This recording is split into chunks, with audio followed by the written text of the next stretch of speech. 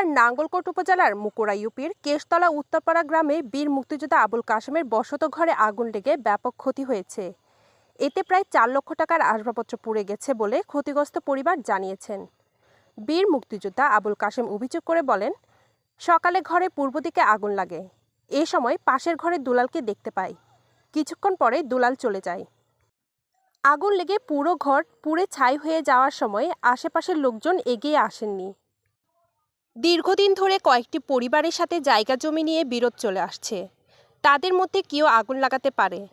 অভিযুক্ত দুলাল বলে, হঠাৎ করে বিকট শব্দ হয়, এরপর আগুনে পুড়ে ঘর জ্বলে যায়। আপনারা দেখছেন মোহাম্মদ উমর ফারুকের পাঠানো তথ্যচিত্রে ডেস্ক রিপোর্ট, এনএসটিভির সংবাদ। আবুল কাশেম মজুমদার, আমি গ্রাম কেশতলা, পোস্ট অফিস, তিলিপ থানা, নাঙ্গলকোট। আমার দীর্ঘজীবন আমি একজন মুক্তিযোদ্ধা ছিলাম। আমার ঢাকাতে আমি বসবাস করছি 40 বছর। এরপরে আমি আসার পরে আমার ভাই আসছিল বাড়িতে। আমার ভাই সহকারে সম্পত্তিরে উলটপালট করে এদিকে এদিকে মানুষের কবলা দিয়া আমার সম্পত্তির উপরে হস্তানা করে তারা আমার চতুর্দিকে আছে।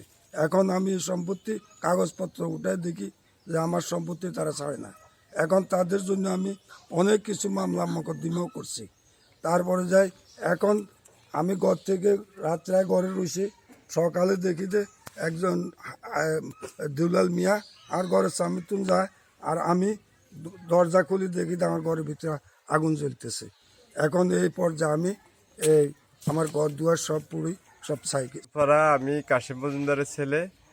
আমার আব্বা একজন মুক্তিযোদ্ধা, কিন্তু আমাদের জায়গা সম্পত্তিতে অনেকেই বুক দখল করে আছে। দফায় দফায় বিচার সালিশ মামলা, তারা যাচ্ছে না। এখন কি আমরা গতকালকে শুনি যে আমাদের ঘরে সকাল 8টার সময় আগুন লেগে যায়। আমরা ঢাকা থেকে ফেসবুকে পাই, তবে এগুলা শত্রুতা করে তারা করতে আছে।